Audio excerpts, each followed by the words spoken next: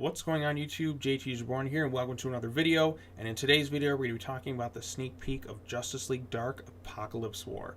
That's right, this is being dubbed the big finale of the DC animated movie universe. The films that have begun from Justice League War all the way up to this thing. It's been going on since 2014. It's been a 6-year build-up. This is the equivalent of their Avengers Endgame, with some things that seem to sound like that rumored Zack Snyder two-part Justice League movie in some ways. I don't know if it's going to plan out just like that. Obviously, there's going to be some key differences because obviously they didn't have all these characters in, the Snyder movies as they have in this thing, but some fans will probably think this sounds somewhat similar, but obviously this thing is going to be a little bit darker and probably more emotional because they've had like a lot more time to build this thing up. And so I'm warning all of you, there's going to be some heavy spoilers in this thing. If you don't want to know them, I recommend clicking off this video, but since you're here, you want to know the breakdown, I'm only covering what's in this thing and also kind of theorizing what's happening, when, and where. So, you've been warned, full spoilers ahead, let's get started. Oh, and I'm not going to play the whole thing. I'm going to kind of skim through the whole thing, maybe play a few seconds here and there, but really just kind of skim through it and break it down because, WB and their joyous copyright system would probably flag this whole video if I just played the whole thing, so, sorry.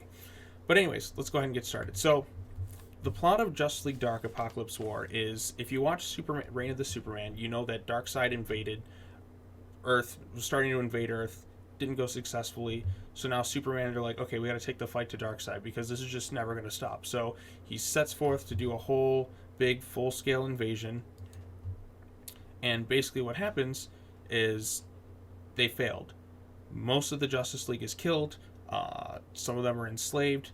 Superman himself is branded in green kryptonite, and he's depowered, and pretty much everybody has died, and Superman ends up feeling responsible for it. So it causes a big rift in everyone. Most of the Justice League is killed. John Constantine's one of the few survivors. Superman comes into him, like he's got the green glowing eyes, he's got a little chest thing right here.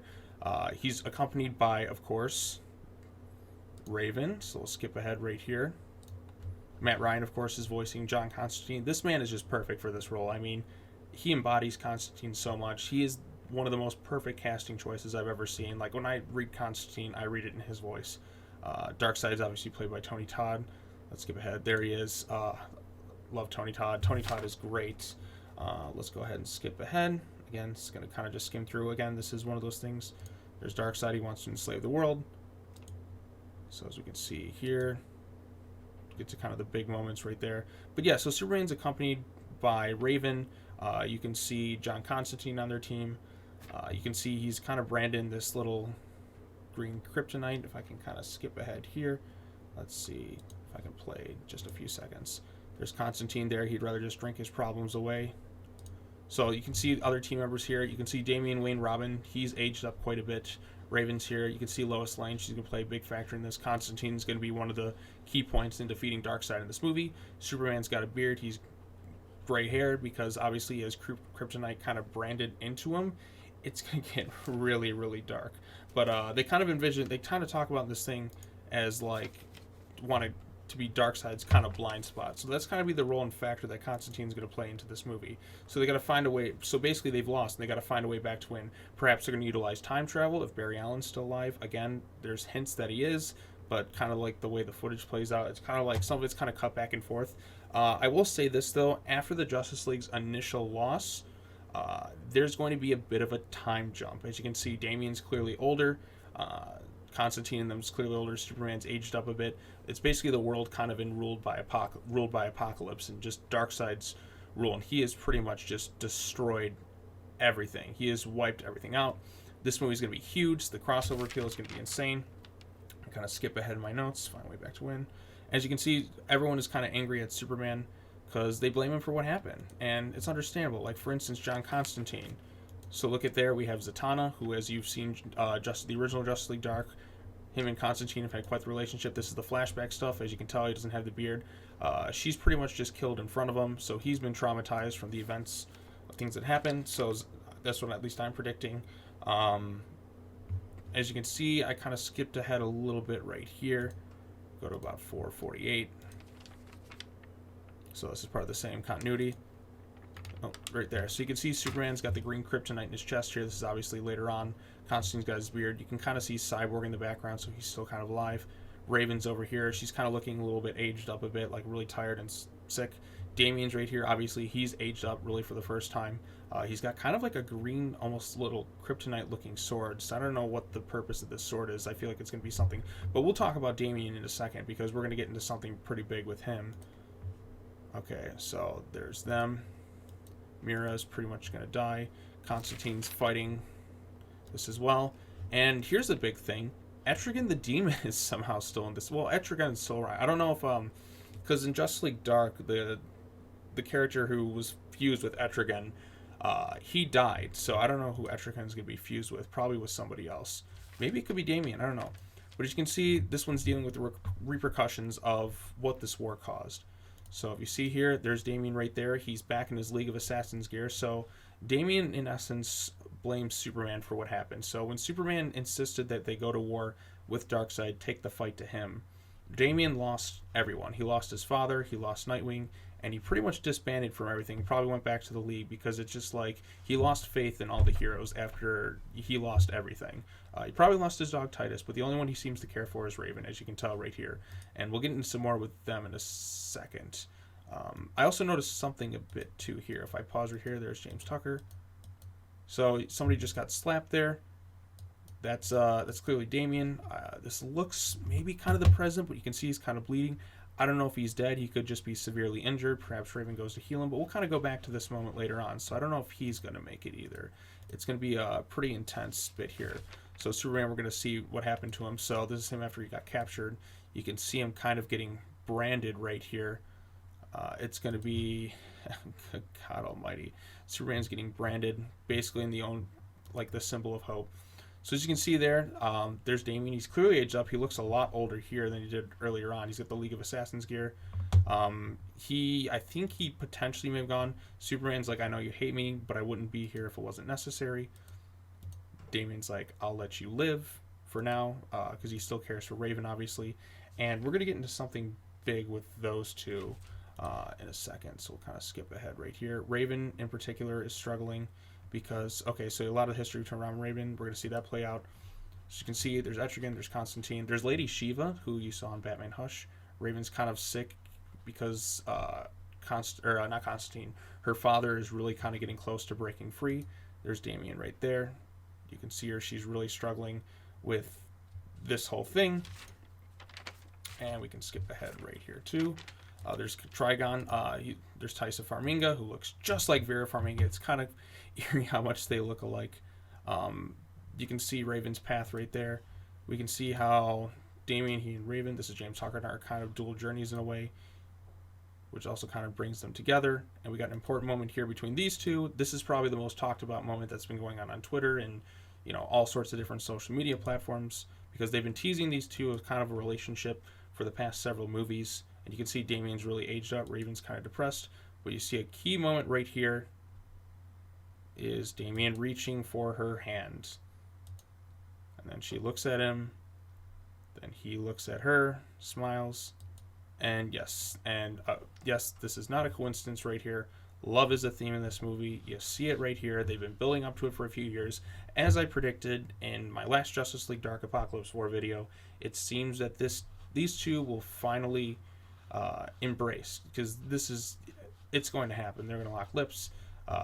This is by far been the most talked about thing about this movie so far, at least on social media. There's some people who are very excited about this, and a lot of people on YouTube I know are.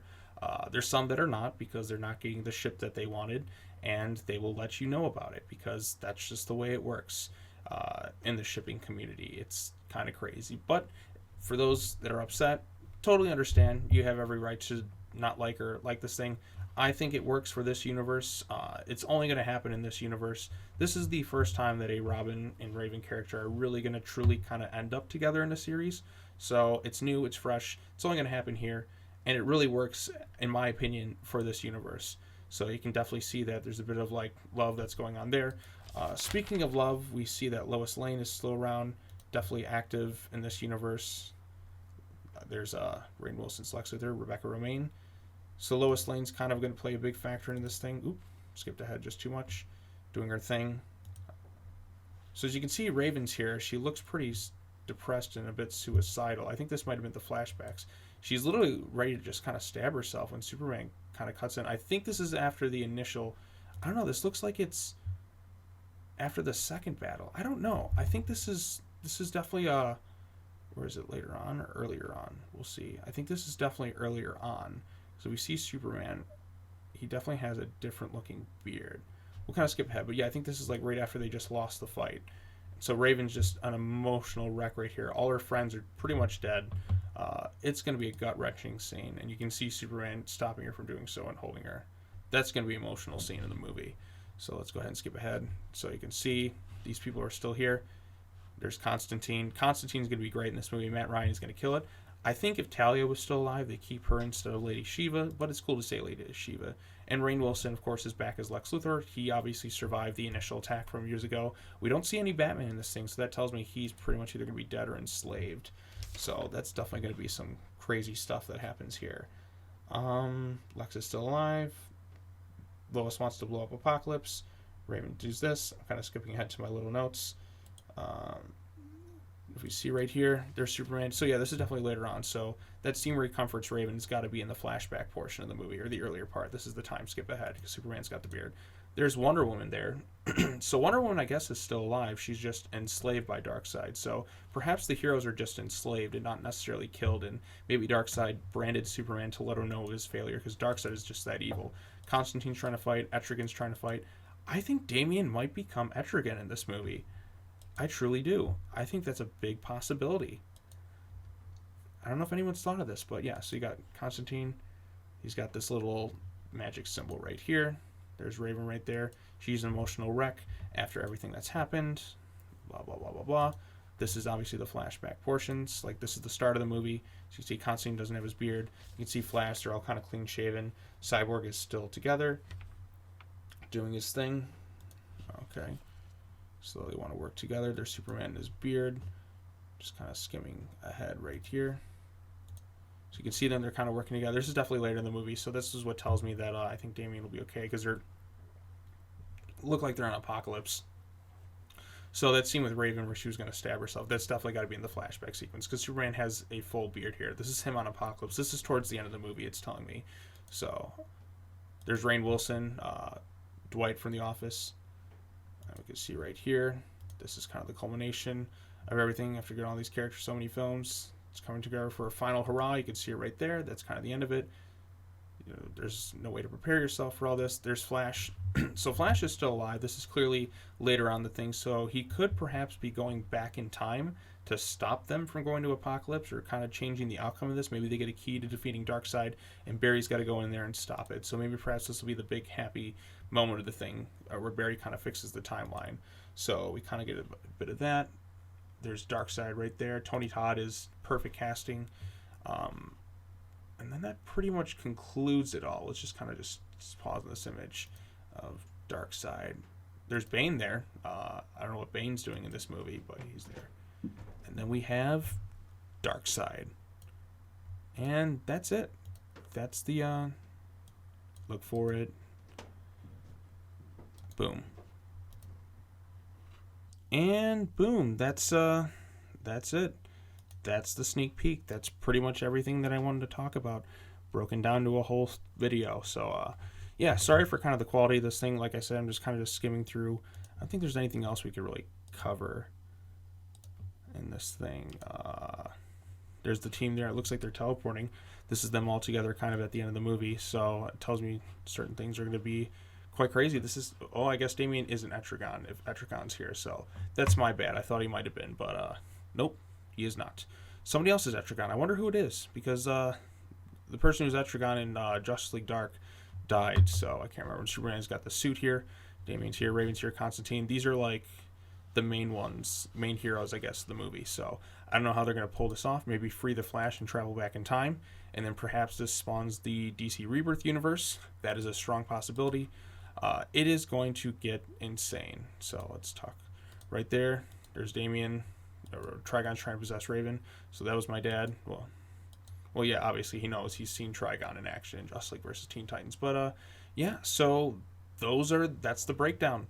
What are your thoughts on this? Are you very excited for this movie like I am? I know I'm kind of going crazy just internally. Like I said, I've watched this a couple times already, kind of broken everything down. So basically, there's going to be some big disparity between the characters because they're all going to blame Superman for what happened. Constantine obviously does because he lost someone he cares deeply about. Raven was suicidal, and then Superman ultimately stopped her. Damian kind of disbanded from everything, kind of went back to his League of Assassins. I don't know if he's running them or if he's just kind of just in exile because he lost everything. Everybody lost everything, and this was, all Superman's idea because Superman got really angry because Darkseid is pretty much taking everything from him. He's like, we have to destroy Darkseid. Like, he is going to kill all of us if we don't stop him. Like, Superman gets, like, it's rare to see, like, this hopeful character and Superman get angry and pissed off, but you bet your ass that when he does, it probably has to do with Darkseid because Darkseid is like one of the greatest villains in all of literature. Like, Darkseid to me is, as they described, like the Darth Vader of the DC universe. He is menacing, and I'm so glad that we're actually going to get like this really cruel, evil Darkseid. And my dream casting of Darkseid has always been kind of Tony Todd or Michael Ironside if they did a movie, and Tony Todd is playing Darkseid. So to me, that's pitch perfect. I love Tony Todd, one of my favorite actors in Candyman, especially. Matt Ryan's back, Jerry O'Connell. This looks great. This is going to be beautiful. I can't wait. But anyways, what are your thoughts on this down below? Post your comments. Be sure to hit that bell for notifications. Like this video, share it, subscribe to the YouTube channel. And if you want to discuss this movie, what's your big takeaway? What are you most looking forward to? I'm most looking forward to just the scale of this movie. They're setting up things that they've built up for a few years now, and they're going to pay them off. So I think I'll just end it on the most talked about part of this whole video. Most talked about image right there. Oh wait, we'll rewind for a second. We'll just end it right there. That's the takeaway. All right, that's all I got to say. Take care now. Bye-bye then, and I will see you all in the next video. Comment, like, subscribe. Peace out.